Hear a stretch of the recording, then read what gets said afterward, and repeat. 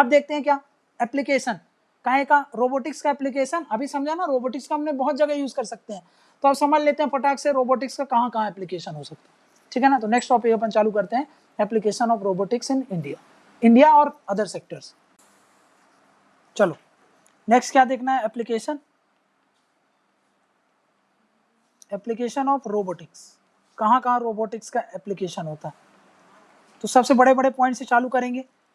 आपको इतना थोड़ा याद रखना कि एक ही पॉइंट पर सारे आंसर नहीं लिखना है। जैसे एप्लीकेशन पूछा ना, तो भाई भले 2-2 लाइन लिखो, पर अगर आपने 7-8 सेक्टर में बता दिया कि एप्लीकेशन है, तो ज़्यादा असरदार होता है कि आपने एक ही पेज एक ही सेक्टर पे भर दिया, उससे समझ गया ना। तो ज़्यादा थोड़ा सा डाइवर्स करने का सोचना।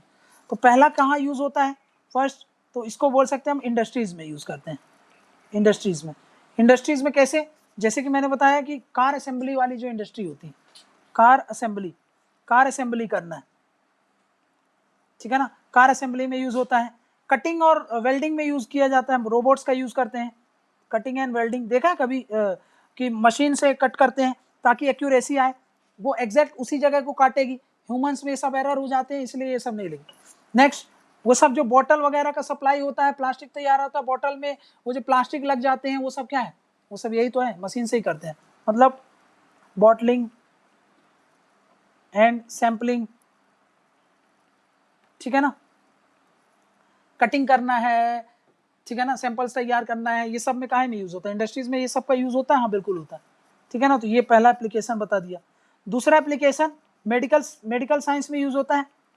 मेडिकल साइंस में तो अभी मैंने बताया था कि रोबोटिक सर्जरी करने के लिए रोबोट्स होते हैं, रोबोट्स फॉर सर्जरी, ठीक है।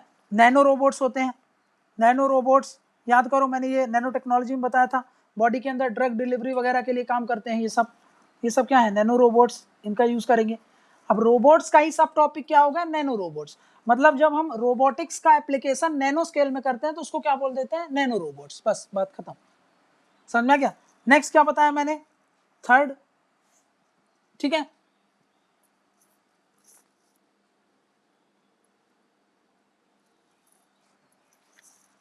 ठीक है, नेक्स्ट क्या बोल रहा हूं मैं, नेक्स्ट बोल रहा हूं हजार्डस ऑक्यूपेशन में यूज करते हैं, हजार्डस ऑक्यूपेशन में यूज किया जाता है।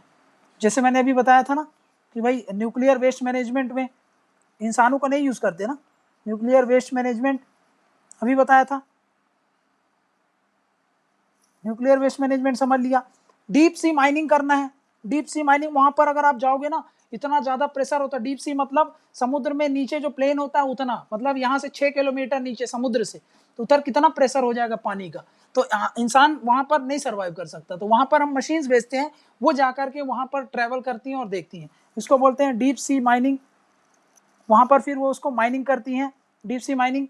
प्लस स्पेस एक्सप्लोरेशन, है ना, स्पेस एक्सप्लोरेशन में अभी बताया व्योम मित्र ये सब, तो उनका हमने जो भी खतरनाक जगह है उनमें हम यूज कर रहे हैं ना, समझा क्या। नेक्स्ट थर्ड बताता हूं आपको मैं, थर्ड साइंटिफिक रिसर्च, मतलब चौथा पॉइंट साइंटिफिक रिसर्च में जैसे कि एग्जांपल देता हूं, देखो वोल्केनो को अगर स्टडी करना है, तो अभी तक हम जो भी स्टडी कर रहे थे बाहर से कर रहे थे। अब आप सोचो, मान लो ये वोल्केनो, ठीक है ना, ये यहां से वोल्केनो इरप्शन हो रहा है, आप यहां पर जाकर के स्टडी कर लोगे, नहीं कर सकते ना, हम तो नहीं जा सकते, मशीन तो भेज सकते हैं, रोवर्स वगैरह से स्टडी कर सकते हैं। तो भाई अभी क्या है, जिसको बोलते हैं वोल्केनिक बोट्स बनाए गए हैं, वोल्केनिक बोट्स, ठीक है ना। ये क्या काम करते हैं, ये नीचे जाते हैं, बोट्स लिखा है, बाकी ये BOTS वाला ही बोट्स है, समझ में आ गया ना, रोबोट्स वाला, ठीक है ना, चेक कर लेना एक बार।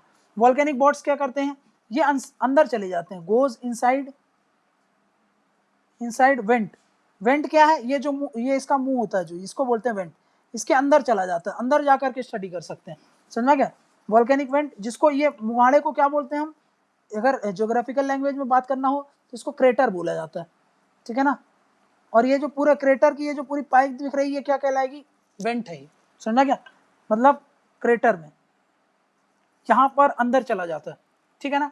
नेक्स्ट अभी बताया सबमर्सिबल रोबोट्स होते हैं जो, नेक्स्ट सबमर्सिबल रोबोट्स, ये क्या करते हैं, समुद्र है मान लो, समुद्र में ये ट्रेंच वगैरह है ना, ट्रेंच में कौन जाएगा भाई वहां पर स्टडी करने, समझ में क्या?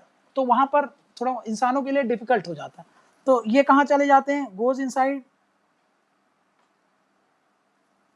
जो अभी बताया ट्रेंच, जिसको हम क्या बोल देते हैं, ओशियन डीप।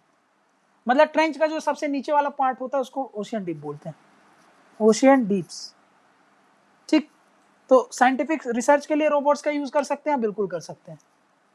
नेक्स्ट क्या बोल रहा हूं मैं, नेक्स्ट बोलता हूं, फिफ्थ पॉइंट बोल रहा हूं, डिजास्टर मैनेजमेंट में यूज कर सकते हैं, डिजास्टर मैनेजमेंट। ठीक, जैसे सर्च एंड रेस्क्यू में, अब मान लो कि मलबा के अंदर दब गए हैं, इंसान मर गया है कि जिंदा है, ये सब पता करने के लिए हम रोबोट्स, यूएवी, इन्हीं का यूज करेंगे ना भाई। सोचो वो डिजास्टर मैनेजमेंट में अब उतना एक इंसान, इतना रिसोर्स रहता नहीं हमारे पास, तो हम इनका यूज करके बेटर तरीके से इंटीग्रेशन में काम करके उसका आउटपुट अच्छा निकाल सकते हैं, समझ में क्या? सर्च एंड रेस्क्यू में यूज हो सकता है। रेस्क्यू ऑपरेशन समझते हो ना, किसी को बाहर निकालना है आपदा से, उसको रेस्क्यू बोल देंगे।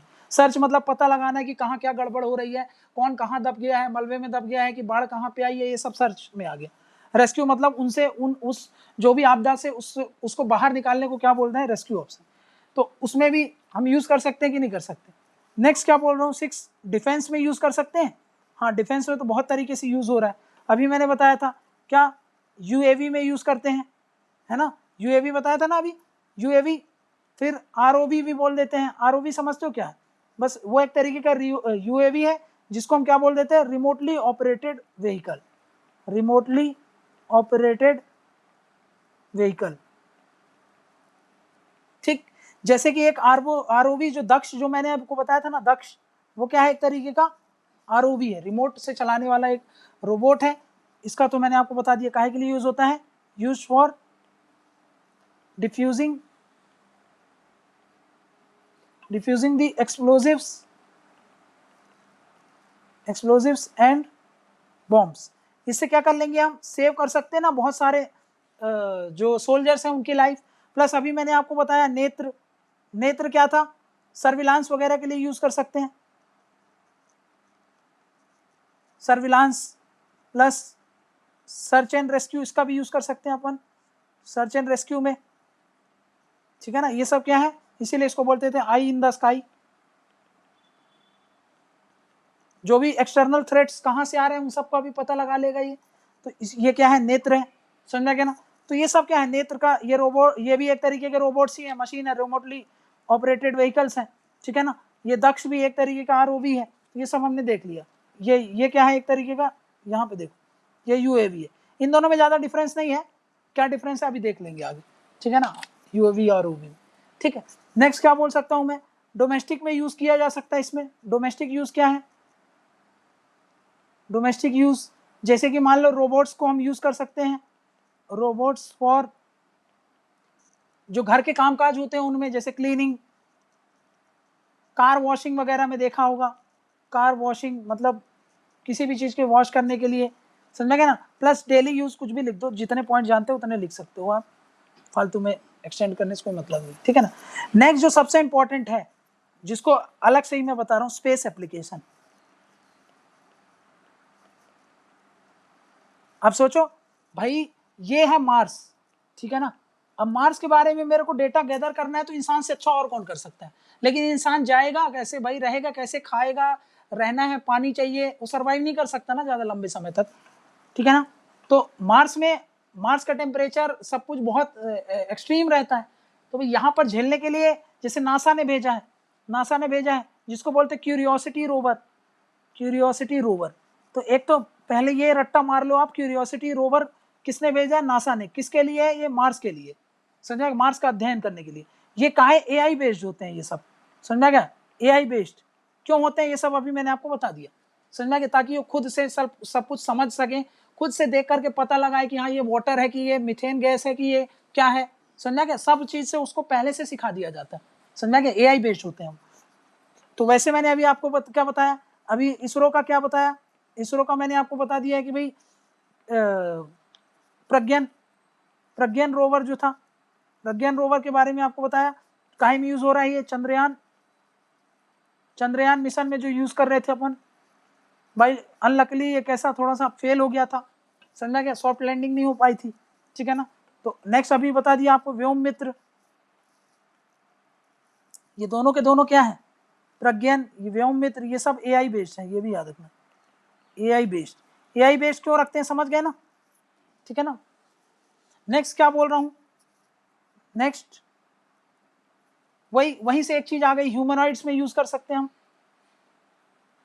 ये सब पैरेलल है ना, बहुत सारे, ऐसा नहीं कि एकदम सेपरेट है सब। ह्यूमनॉइड जैसे उसमें आ जाएगा, व्योम मित्र भी क्या है, एक तरीके का ह्यूमनॉइड्स है। मतलब क्या बोल रहा हूं मैं, रोबोट्स, रोबोट्स, दोज रोबोट्स, ऐसा लिख लो, those robots which works on the principle of AI, है ना, copying human intelligence, human intelligence का यूज करके, ठीक है ना। एआई बेस्ड ह्यूमन इंटेलिजेंस का यूज करते हैं और उसको हम क्या बोल देते हैं, ह्यूमन। एग्जांपल अभी बताया मैंने, व्योम मित्र एक तरीके का क्या है, व्योम मित्र। नेक्स्ट क्या है, नेक्स्ट बताया सोफिया बता दिया आपको, ठीक है ना, असीमोव बता दिया, ये सब क्या है, ह्यूमनॉइड्स हैं एक तरीके, समझ गया। तो ये सब कुछ एप्लीकेशन है जो भी हमने देख लिया कि भाई क्या एप्लीकेशन है, क्या है, समझ गया। तो इससे क्या होगा, ये जो अभी तक जो भी पढ़ा, इतना एप्लीकेशन देख करके तो हमको ये समझ में आ रहा है, ये है रोबोट्स, ये कहाँ पे काम करते हैं, works on robotics principal, robotics principal, या फिर रोबोटिक्स लॉ लिख दो, रोबोटिक्स लॉ। रोबोटिक्स लॉ को देख करके हम क्या तैयार करते हैं, प्रोग्रामिंग तैयार करते हैं, प्रोग्रामिंग। अब ये कितने तरीके की प्रोग्रामिंग थी, ये सब हमने देख लिया, है ना। इन पर काम करते हैं और ये क्या करते हैं, इजी कर देते हैं लाइफ की, है ना, for the welfare of humanity, ताकि ह्यूमैनिटी का वेलफेयर हो, समझ में, लाइफ इजी हो, प्रोडक्टिविटी बढ़ जाए, इंडस्ट्रीज की एफिशिएंसी बढ़ जाए, इन सब के लिए हम ये यूज करते हैं। तो अब इसका एप्लीकेशन जो भी देखा वो उसका क्या हो गया, अच्छा एप्लीकेशन है, तब उसका एडवांटेजेस तो आप लिख ही सकते हो, है ना। एडवांटेजेस तो समझ गया कि भाई एडवांटेजेस क्या है, कि भाई क्या होगा, ऑटोमेशन आएगा, है ना, ऑटोमेशन आएगा, ऑटोमेशन से क्या होता है, प्रोडक्टिविटी बढ़ती है, प्रोडक्टिविटी बढ़ती है, एफिशिएंसी बढ़ती है, इनोवेशन आता है ना। इसमें क्या होता है, और ये बाकी और सारी चीजें आप लिख सकते हो कि भाई जिन जगह पर इंसान जा भी नहीं सकता वो सब हैंडल कर सकते हैं हम, समझ में, सर्विलांस में यूज कर सकते हैं, डिफेंस में यूज कर सकते हैं, ये सब तो आपने समझ लिया। तो एप्लीकेशन के माध्यम से आप एडवांटेजेस आपको पता चल गए क्या क्या एडवांटेजेस हैं। अब हम समझते हैं कि डिसएडवांटेजेस क्या है फिर इसके।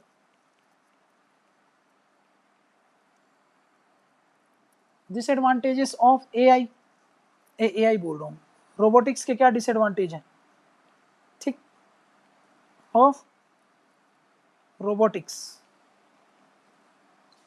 ठीक। तो सबसे पहला जो एक इशू बनता है जिसको बोलते हैं हम क्या, ऑटोमेशन आएगा, ऑटोमेशन जितना ज्यादा बढ़ेगा जॉब लॉस उतना ज्यादा बढ़ जाएगा, है ना। जॉब लॉस होगा कि नहीं, सारे काम अब मशीन करेंगे तो फिर काम कौन करेगा भाई, ये एक दिक्कत है। नेक्स्ट,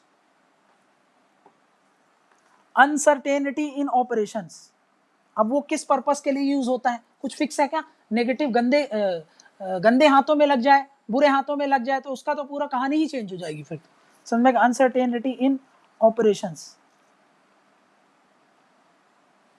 ठीक है ना। और अभी तो एट प्रेजेंट ज्यादा कौन से हैं, एट प्रेजेंट जो है वो ज्यादा काम करते हैं ट्रेडिशनल अप्रोच पर, समझ गया। तो वो कैसे हैं, वो ट्रेडिशनल बेस्ड हैं। अभी तो काम चल रहा है ना इन पर, एआई वगैरह पे, एआई पे खुद उतना ज्यादा अभी डाटाज वगैरह नहीं है, एआई पे उतना ज्यादा खुद ही काम नहीं हुआ है, तो रोबोटिक्स में तो अभी लिमिटेड स्कोप है, बट काम तो चल ही रहा है। तो एट प्रेजेंट क्या बोल रहा हूँ, ट्रेडिशनल प्रोग्रामिंग बेस्ड होते हैं, प्रोग्रामिंग बेस्ड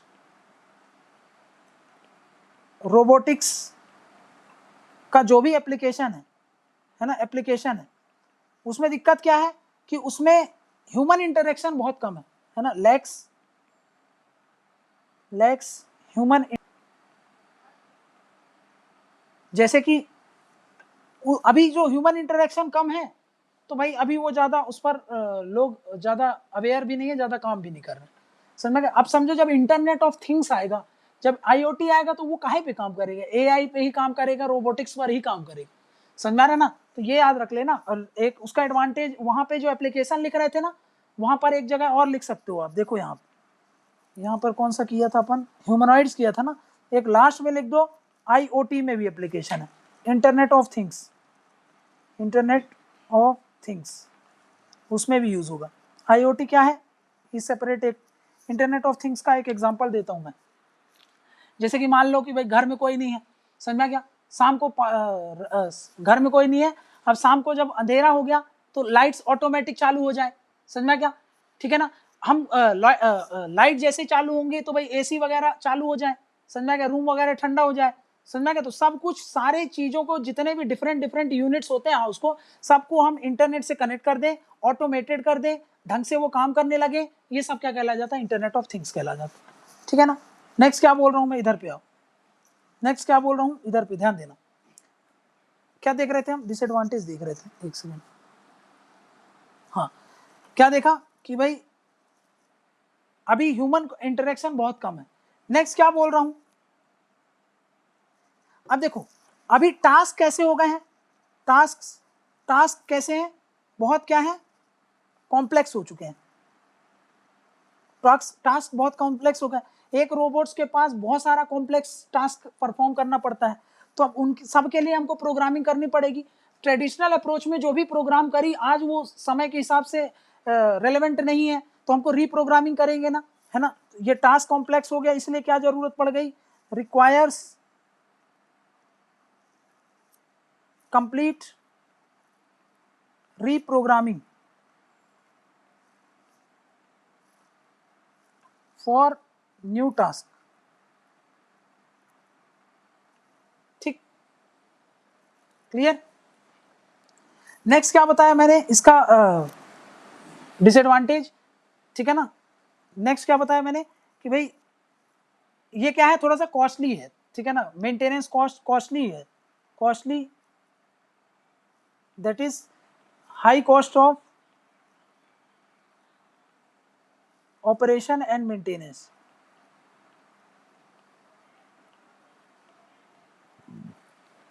ठीक है ना। नेक्स्ट क्या, ट्रेंड मैन पावर चाहिए कि नहीं चाहिए, ट्रेंड मैन पावर रिक्वायर्स, मतलब इसको चलाने के लिए ना स्किल्ड मैन पावर चाहिए, ऐसे हर कोई नहीं चला सकता, स्किल्ड मैन पावर, है ना, स्किल्ड मैन पावर चाहिए, जिसके पास स्किल होगी वही चला सकता है, समझा क्या ना, ये सब कुछ। Next ethical issues, ethical issues मतलब गलत हाथों में पड़ जाएगा तो फिर तो सब कुछ तबाह कर देगा, समझा क्या ना। तो ये सब कुछ प्रॉब्लम्स हैं जो हमने डिस्कस कर लिया। ऐसे आप ढेर सारे प्रॉब्लम्स आप अपने से सर्च करके बता सकते हो क्या क्या प्रॉब्लम्स, ठीक है ना, जो जो दिमाग में आया वो आपको बता दिए, ठीक है ना, कि कॉस्टली है, ट्रेंड मैन पावर चाहिए, ठीक है ना। और कुछ चैलेंजेस क्या है तो वो आपको पता ही होगा, क्या है कि एजुकेशन सिस्टम ऐसा नहीं है अभी, समझा, तो कुछ चैलेंजेस देख ही लेते हैं, ठीक है ना। अब देखो क्या है चैलेंजेस, क्या है, नेक्स्ट, ठीक, कुछ चैलेंजेस क्या है, challenges with respect to robotics in India, ठीक, क्या क्या चैलेंजेस है ये समझ लेते हैं, ठीक है। अब देखो सबसे पहला चैलेंज क्या है कि भाई हमारा एजुकेशन सिस्टम जो है ना, एजुकेशन सिस्टम वो कंप्लाई नहीं करता रोबोटिक्स से, समझ में आ रहा है कि भाई हमारे यहाँ भी बताया मैंने कि भाई हमारे यहाँ जो शुरू से बच्चे सीख रहे हैं, अभी तो मैंने आपको लास्ट लेक्चर में बताया था कि AI वगैरह से रिलेटेड अभी 8th और 8th 9th के बच्चों को अभी सिखाया जा रहा है, अभी से ये सब चीज़ें किया। तो रोबोटिक्स से रिलेटेड आज भी जो हमारे यंगर जनरेशन है वो अवेयर नहीं है, ऐसी रोबोटिक्स पर कोई इंजीनियरिंग नहीं होती, समझा गया ना। तो वही मैं बोलूँ कि एजुकेशन सिस्टम कैसा होता है कि भाई जिस पेस से रोबोटिक्स बढ़ रहा है उस पेस को ये कंप्लाई नहीं कर पा रहा है, समझा गया, उस पेस से हमारा एजुकेशन सिस्टम काम नहीं कर पा रहा है, समझा गया। तो पहला क्या है, education system not in line with the robotics, ठीक है ना। तो रोबोटिक्स की जो पेस है, समझा क्या, जिस स्पीड से रोबोटिक्स टेक्नोलॉजी बढ़ रही है उस हिसाब से हमारे यहाँ एजुकेशन सिस्टम जो है वो ढंग से काम नहीं कर रहा है, समझा क्या। एजुकेशन सिस्टम मतलब कहाँ पे बताओगे, at school level no such subjects, समझ में, ऐसा कोई सब्जेक्ट्स नहीं है। जैसे मैंने बताया था एआई के लिए इलेक्टिव सब्जेक्ट्स कर दिया है ना, वैसे अभी तक ऐसा रोबोटिक्स में कुछ देखने को नहीं मिल रहा है। School level, at academic level भी मतलब बहुत कम यूनिवर्सिटीज़ हैं, वेरी, यूनिवर्सिटीज़ तो छोड़ ही दो, कायदे से आप आईआईएससी को छोड़ दो, आईआईएससी और प्लस फ्यू आईआईटीज़, समझा क्या, इनको छोड़ दो, बाकी पूरी यूनिवर्सिटीज़, पूरी इंस्टीट्यूट रोबोटिक्स का कुछ बताती नहीं, सिखाती नहीं, पढ़ाती नहीं, समझा क्या। All the universities, institutes lacks formal education, that is technical education in robotics, समझा क्या, ठीक है। तो एजुकेशन सिस्टम बता दिया ना कि पुअर है। नेक्स्ट क्या बोल रहे हैं हम, नेक्स्ट यहाँ पे ध्यान दो, एजुकेशन सिस्टम को बता दिया। अभी नेक्स्ट क्या बोल रहा हूँ, जो इंडस्ट्रीज हैं और जो हमारे यहाँ एजुकेशन है, एजुकेशन इंस्टीट्यूट्स और एकेडमिक्स, है ना, क्लियर। एकेडमिक्स जो कि काहे में काम करती हैं, वर्किंग फॉर रोबोटिक्स, इनके बीच में ना जो सिनर्जी होनी चाहिए वो लैक करती है। मैंने क्या बताया था कि कोई भी इंडस्ट्रीज, कोई भी सेक्टर के लिए अगर काम कर रही है, मतलब कोई भी रिसर्च इंस्टीट्यूट, रिसर्च ऑर्गेनाइजेशन जिस सेक्टर के लिए काम करती है उसके बीच में प्रॉपर सिनर्जी हो, प्रॉपर कॉन्टैक्ट हो, प्रॉपर कोलैबोरेशन हो, तो वो ज़्यादा असरदार होता है। लेकिन इंडिया में कैसा देखा जा रहा है, इनके बीच में सिनर्जी कम है, इनके बीच में कोलैबोरेशन कम है, समझा क्या। इसके कारण क्या हो रहा है, एक गैप बना हुआ है, समझा क्या। तो ये मार्केट गैप जो है ना, मार्केट गैप ये बढ़ा है, समझा क्या। इन सब के कारण क्या होता है, मार्केट गैप बढ़ गया, ठीक है ना। नेक्स्ट चैलेंज क्या है, नेक्स्ट चैलेंज क्या बताया था मैंने कि भाई ये जो रोबोटिक्स है ये है बेस्ड ऑन, ये तब ज़्यादा आपको इफेक्टिव रूप से काम करेगा बेस्ड ऑन जब आपका एआई स्ट्रांग होगा, समझा क्या। एआई स्ट्रांग होगा जब आप, मशीन लर्निंग आपकी अच्छी होगी, ठीक है ना, जब आप डीप साइंस आपका बेहतर होगा।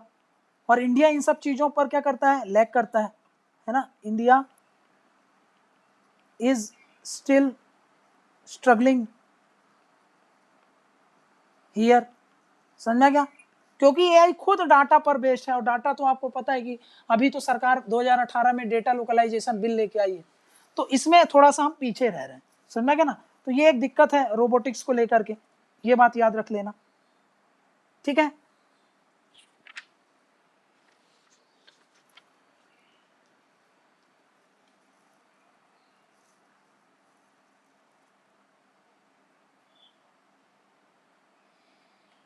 ठीक है, प्लस अभी मैंने क्या बताया, इंडिया, अब देखो एक चीज समझो, यहाँ पे नेक्स्ट स्लाइड में क्या बता रहा हूं मैं, इसी में इंडिया, आरपीए एंड इंडिया, अगर ये समझ जाओगे तो चैलेंजेस आपको समझ में आ जाएगी, है ना। आरपीए अभी समझा कि भाई क्या होता है, मतलब क्या होता है, रोबोटिक्स प्रोसेस एंड ऑटोमेशन। इसमें इंडिया अभी ज़्यादा काम नहीं कर पाया है, अभी चालू किया है ना इंडिया, अभी तो इस पर काम करना चालू किया है, जस्ट स्टार्टेड एडॉप्टिंग दी आरपीए, अभी इस पर हमारा काम करना चालू किया है। तो अभी तो बहुत लंबी जर्नी है रोबोटिक्स में हमको महारत हासिल करने के लिए, है ना। So it's a long way for robotics, ठीक। क्या क्या वो इंडिया क्या क्या किया वो तो हमने समझ लिया, ये समझ रहे हैं कि आरपीए और इंडिया क्या है, समझ में आ रहा ना। रोबोटिक्स पे काम नहीं, हम आरपीए समझ रहे हैं। आरपीए पता है आपको क्या है? आरपीए अगर आपका स्ट्रांग होगा तो आप लीड ले लोगे। आरपीए स्ट्रांग नहीं है ना हमारा, क्यों? क्योंकि आरपीए देखा था कि एआई, मशीन लर्निंग इन सब पर बेस्ड होता है, ठीक है ना। तो मैंने क्या बताया कि भाई इंडिया अभी अभी इस पे अडॉप्ट करना चालू किया है, इसीलिए क्या हो रहा है अभी थोड़ा सा हम पीछे हैं, ठीक है ना। ठीक, नेक्स्ट क्या बोल रहा हूं मैं, देखो एक डाटा है जिसके आधार पर ये पता चलता है आरपीए हेल्प करता है, हेल्प्स टू इंक्रीज, ठीक है ना, प्रोडक्टिविटी बाई 30 to 40%। अगर हम आरपीए का यूज करें, आरपीए का बेस बना करके अपनी जो भी इंडस्ट्रीज हैं उनको अगर हम बूस्ट दें तो हम अपनी प्रोडक्टिविटी को 30 से 40% बढ़ा सकते हैं, समझा क्या। और ऐसा हम कर सकते हैं बिना बिना एफिशिएंसी घटाए, बिना मैन पावर को एक्स्ट्रा लिए, समझा क्या, without reducing the man power, समझा क्या ना, समझा क्या। ये नहीं कि कुछ लोगों को नौकरी से निकाल करके हम ये सब चीज अचीव करेंगे, अभी जो जैसा चल रहा है वैसा रहने दो। और अगर आप आरपीए का और यूज करोगे, जनरली हमने क्या देखा कि आरपीए यूज करते हैं मतलब ऑटोमेशन, मतलब जॉब लॉस होती है। तो ये बोल रहा है कि चलो हम कांस्टेंट रखते हैं, जॉब लॉस नहीं भी हो रही है तो फिर भी हम देख रहे हैं कि भाई बिना जॉब लॉस किए भी हम आरपीए का यूज करके 30 से 40% प्रोडक्टिविटी बढ़ा सकते हैं, समझ क्या। तो ये हर एक देश के लिए बहुत अच्छा होगा, लेकिन इस पर बात वही है ना कि भाई अभी अभी हम नेसेंट स्टेज में है। इसको क्या बोल देते, जस्ट स्टार्टेड अडॉप्टिंग दी आरपीए। इसका मतलब क्या होता है, ये चीज अगर टाइम आपको बचाना हो, ये इतना सारा लंबा स्टेटमेंट लिखने के लिए, तो बस ऐसा लिख देते हैं कि हम काहे में नेसेंट स्टेज में, नेसेंट स्टेज, नेसेंट स्टेज, समझा क्या। नेसेंट स्टेज मतलब अभी अभी हमने चालू किया ये सब काम, ठीक है ना। ठीक, ये थोड़ा सा कुछ चैलेंजेस हैं जो मैंने आपको बताया। कुछ और चैलेंजेस देख लेते हैं, ठीक है। जैसे कि नेक्स्ट क्या बोल रहा हूं मैं कि भाई ये जो ऑटोमेशन हम चाह रहे हैं ना, देखो ये क्या करता है, जो रोबोटिक्स है, रोबोटिक्स प्रमोट करता है किस चीज को, प्रमोट्स ऑटोमेशन, ठीक है ना। अब यहां पर हमारे लिए एक चैलेंज क्या है कि भाई यहां पर ये जो रोबोटिक्स आ रहा है ना, ऑटोमेशन, ये काहे में आ रहा है, ये आ रहा है कंज्यूमर सेक्टर, कंज्यूमर मैन्युफैक्चरिंग में, कंज्यूमर मैन्युफैक्चरिंग में आता है। ये कंज्यूमर मैन्युफैक्चरिंग जो होते हैं उनमें जाता है, जैसे कि कोई भी हम यूज करते हैं जो प्रोडक्ट्स, उनको मैन्युफैक्चरिंग में जो जो बड़ी बड़ी कंपनीज होती हैं वो रोबोटिक्स का यूज करते हैं, समझना क्या। ऐसा वो क्यों करती है, क्योंकि उससे प्रोडक्शन बढ़ जाता है, प्रोडक्शन इंक्रीज होता है, समझना क्या। और उससे क्या हो रहा है, एफिशिएंसी आ रही है, ठीक है ना, और एफिशिएंसी बढ़ रही है। और जो मैनुअली जो काम होते हैं तो वो हम अवॉइड कर देते हैं, मैनुअली वर्क वो हम क्या कर सकते हैं, वो हम कम कर सकते हैं, समझा क्या।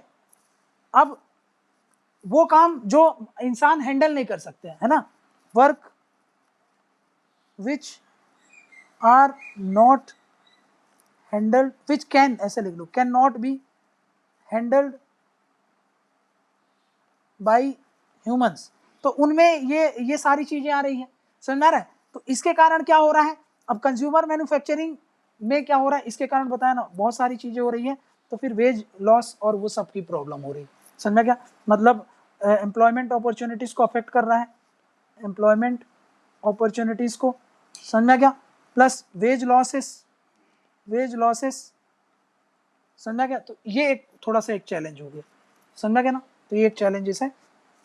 नेक्स्ट क्या बोल रहा हूं मैं, नेक्स्ट समझो, नेक्स्ट मैं बोल रहा हूं, देखो इधर, नेक्स्ट बोल रहा हूं कि भाई रोबोटिक्स के लिए इन्वेस्टमेंट चाहिए, है ना, ऐसा कर लो, इन्वेस्टमेंट जितना ज्यादा होगा रोबोटिक्स उतना ज्यादा बढ़ेगा, इन्वेस्टमेंट हाई होगा रोबोटिक्स उतना प्रोग्रेस करेगा, समझ में क्या। बट ये जो इन्वेस्टमेंट है ना, इन्वेस्टमेंट इन इंडिया, इसका जो सपोर्टिव मैकेनिज्म होता है वो लैग करता है, समझ में? सपोर्टिव मैकेनिज्म मतलब गवर्नमेंट की तरफ से भी कम इंपॉर्टेंस शो किया जा रहा है। सपोर्टिव मैकेनिज्म्स वो क्या करता है, लैकिंग है वो, ठीक है। गवर्नमेंट ज़्यादा शुरू में फोकस नहीं की, तो हमारे यहाँ इस कारण क्या हो रहा है, रिसर्च एंड डेवलपमेंट वो भी कम है। अभी मैंने बताया ना कि सिर्फ DRDO ये जो सरकारी संस्थान है वही काम करते हैं। मतलब क्या बोल रहा हूँ मैं, प्राइवेट सेक्टर का कंट्रीब्यूशन जो है, प्राइवेट सेक्टर का कंट्रीब्यूशन वो लो है as compare to other countries, जबकि यहाँ पर इनको लेना चाहिए टू अदर कंट्रीज, ठीक। तो ये एक बड़ा चैलेंज है हमारे देश के लिए, समझा क्या? तो ये कुछ चैलेंजेस थे जो हमने देख लिए कि भाई कौन कौन से चैलेंजेस हैं, किसको लेकर के, इससे रिलेटेड। नेक्स्ट चैलेंजेस क्या है, नेक्स्ट जो सबसे इंपॉर्टेंट चैलेंजेस है वो देख लो, आपको 2-3 और करते हैं फिर कंप्लीट कर लेते हैं इसको।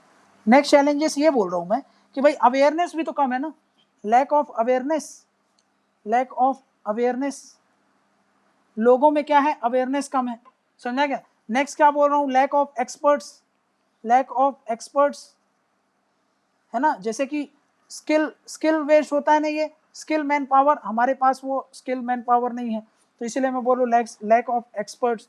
नेक्स्ट एजुकेशनल इंस्टीट्यूशन वाला बता दिया, और वो जो मैंने आपको बता दिया जॉब लॉस वाला, फियर ऑफ जॉब लॉस, ये तो मैंने आपको बता ही दिया, समझना क्या? तो ये कुछ चैलेंजेस हैं जो थोड़ा सा याद रखना, कभी भी रोबोटिक्स पे क्वेश्चन आए तो थोड़ा सा चैलेंजेस को भी ध्यान में रखना।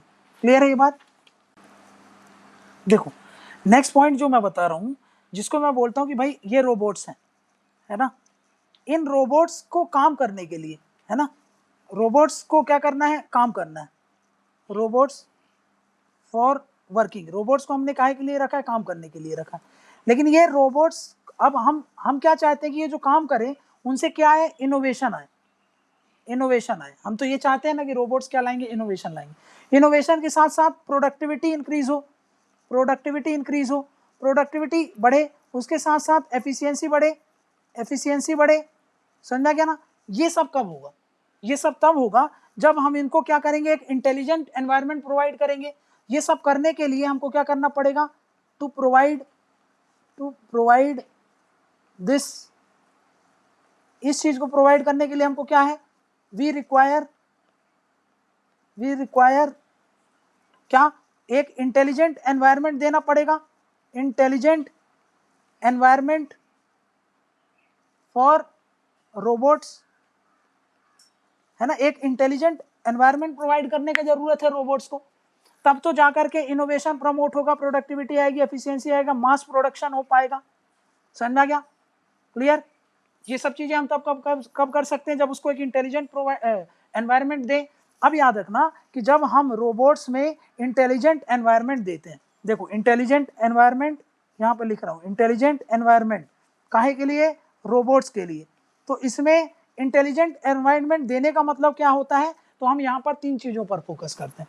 हम क्या देते हैं एक्चुअली में, देखो यहाँ हम देते हैं ऑटोनॉमी, ऑटोनॉमी, ऑटोनॉमी मतलब रोबोट्स खुद के, मतलब उनको इतना कैपेबल बनाया जाता है ताकि वो सारे जो टास्क होते हैं खुद से मतलब परफॉर्म कर पाए, समझा क्या? मतलब क्या बोलते हैं हम ऑटोनॉमी, मतलब हम क्या करते हैं, रोबोट्स को, रोबोट्स आर मेड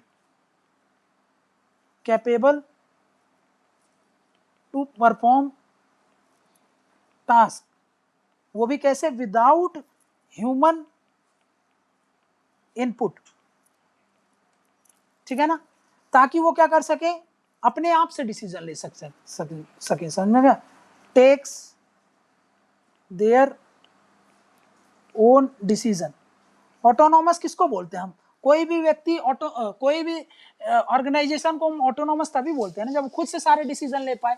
तो वही यहाँ पर बोल रहा है, अगर रोबोट्स अपने से कैपेबल टू परफॉर्म टास्क, अगर वो अपने से ही टास्क परफॉर्म कर सकते हैं, ये बात याद रखना, विदाउट ह्यूमन इनपुट, हमारा कहीं से कहीं तक हमने एक बार उनको बता दिया, अब वो अपने तरीके से काम करते रहे, इसको बोल देंगे हम वो ऑटोनोमस है, समझ में क्या?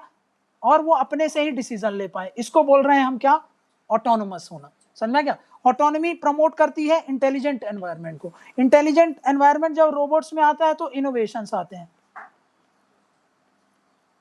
समझ में, इनोवेशंस बढ़ेंगे। नेक्स्ट क्या बोल रहा हूँ, नेक्स्ट ऑटोनॉमी के साथ साथ जिसको मैं बोल रहा हूँ, देखो ये ह्यूमन और ये है रोबोट्स, इनके बीच में क्या हो रहा है, इनके बीच में कम्युनिकेशन होगा ना। कम्युनिकेशन किस फॉर्म में, communication in form of programming, है ना, प्रोग्रामिंग के फॉर्म में कम्युनिकेशन होगा कि नहीं होगा, समझ क्या। ये जो होना चाहिए ना, ये जो कमांड होना चाहिए, जब ये इसको क्या करेगा, कमांड करेगा, तो कमांड जो हो एकदम क्लियर कट होना चाहिए। इसमें ऐसा ना हो कि रोबोट उसको गलत तरीके से इंटरप्रेट कर ले, समझ गया, तभी तो इंटेलिजेंट एनवायरनमेंट जनरेट होगा। अगर वो कल को गलत तरीके से इंटरप्रेट कर लिया तो फिर तो गड़बड़ हो जाएगी हर चीज। तो इसीलिए मैं क्या बोल रहा हूं, ये जो कमांड होगा ये कैसा होना चाहिए, नेचुरल होना चाहिए। नेचुरल मतलब क्या होना चाहिए, अंडरस्टैंडेबल होना चाहिए, काहे के लिए, रोबोट्स के लिए, understood by robot for execution of task, समझा क्या, तब तो वो टास्क परफॉर्मेंस करेगा। तो ये कमांड नेचुरल होना चाहिए। नेचुरल मतलब किसके लिए नेचुरल, इसके लिए नेचुरल होना चाहिए, समझा कि वो, ताकि उसको कोई गड़बड़ी ना हो इंटरप्रेट करने में, क्लियर कट होना चाहिए हर कुछ, समझा रहे ना। तो नेक्स्ट क्या बोला, ह्यूमन रोबोट्स का जो इंटरफेस है, इसको क्या बोलेंगे, इंटरफेस होना दोनों के बीच में। इंटरफेस कैसा होना चाहिए, स्मूथ होना चाहिए, स्ट्रीमलाइंड होना चाहिए, समझा क्या। ये कैसा होना चाहिए, स्मूथ होना चाहिए, स्मूथ प्लस स्ट्रीमलाइन। स्ट्रीमलाइन मतलब समझते हो ना, बिना कोई गड़बड़ी के, बिना ऐसा कुछ ना हो। स्ट्रीमलाइन फ्लो मतलब समझते हो, जब पानी क्या होता है, ट्यूब के अंदर से ट्रेवल करता है तो एक रफ्तार में ट्रेवल करता है, टर्बुलेंसी नहीं होती। टर्बुलेंसी मतलब कि ज्यादा स्पीड कम स्पीड ऐसा नहीं, एक बहाव में हो, कोई दिक्कत ना हो, आप जैसा कम्युनिकेशन दे रहे हो वैसा वो समझ पा रहा है, नेचुरली इंटरप्रेट कर पा रहा है, तो सब कुछ स्ट्रीम लाइन में चल रहा है, मतलब बिना गड़बड़ी के सब कुछ चल रहा है। इसको बोल रहे हैं हम स्ट्रीम लाइन फ्लो में होना चाहिए, समझा गया, ताकि कल को कोई गड़बड़ी ना हो। नेक्स्ट, तो अगर ये ह्यूमन इंटरफेस ये अगर अच्छा होगा तो इनोवेशन प्रमोट होगा कि नहीं होगा, बिल्कुल होगा। थर्ड केस क्या बोल रहा हूं समझना, इसी में थर्ड केस क्या बोल रहा हूं,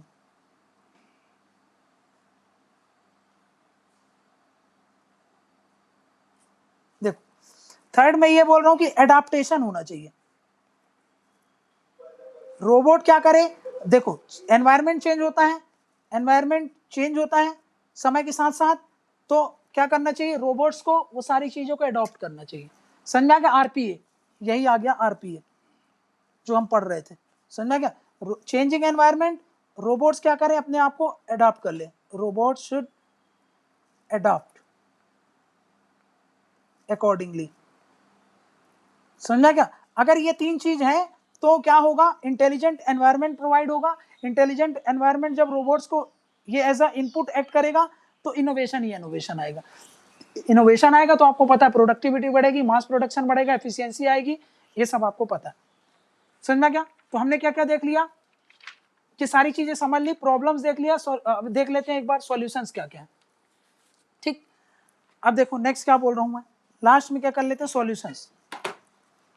सॉल्यूशन क्या है, अभी हमने क्या कर दिया, देख लिया ना, प्रॉब्लम्स एंड इश्यूज समझ लिया, प्रॉब्लम समझ लिया, इश्यूज देख लिया, चैलेंजेस देख लिया, क्या क्या चैलेंजेस थे, ये सब समझने के बाद अब देखते हैं कि भाई करना क्या चाहिए फिर।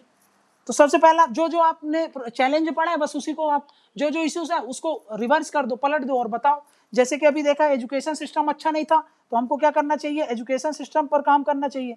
एजुकेशन सिस्टम को क्या करना चाहिए, टू बी स्ट्रीमलाइंड, है ना, एजुकेशन सिस्टम को स्ट्रीमलाइन करना चाहिए। नेक्स्ट, अवेयरनेस जनरेट करना चाहिए, अवेयरनेस बढ़ाना चाहिए, क्योंकि लोगों के बीच में अवेयरनेस नहीं है, बताया था मैंने आपको। इसीलिए एआई जैसी चीज, एआई और रोबोटिक जैसी चीज प्रमोट नहीं हो पा रही है।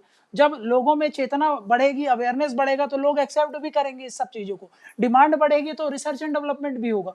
ये हो गया अवेयरनेस। नेक्स्ट, अभी बताया था गवर्नमेंट का सपोर्ट और फंडिंग कम है, तो हमको क्या करना है, प्राइवेट सेक्टर का को एनकरेज करना है, इनको क्या करना है, टू बी एनकरेज्ड, इनको बढ़ाना है, काहे के लिए, फॉर इन्वेस्टमेंट, समझा क्या। नेक्स्ट, गवर्नमेंट का सपोर्ट चाहिए इन सब चीजों के लिए, तो government support should be increased, है ना। नेक्स्ट क्या बोल रहा हूं, अगर इंटरनेशनल कोलैबोरेशन चाहिए तो इंटरनेशनल कोलैबोरेशन करो, इंटरनेशनल कोलैबोरेशन करना चाहिए। और लास्ट में हमने हमेशा देखा है कि भाई एक तरफ है इंडस्ट्रीज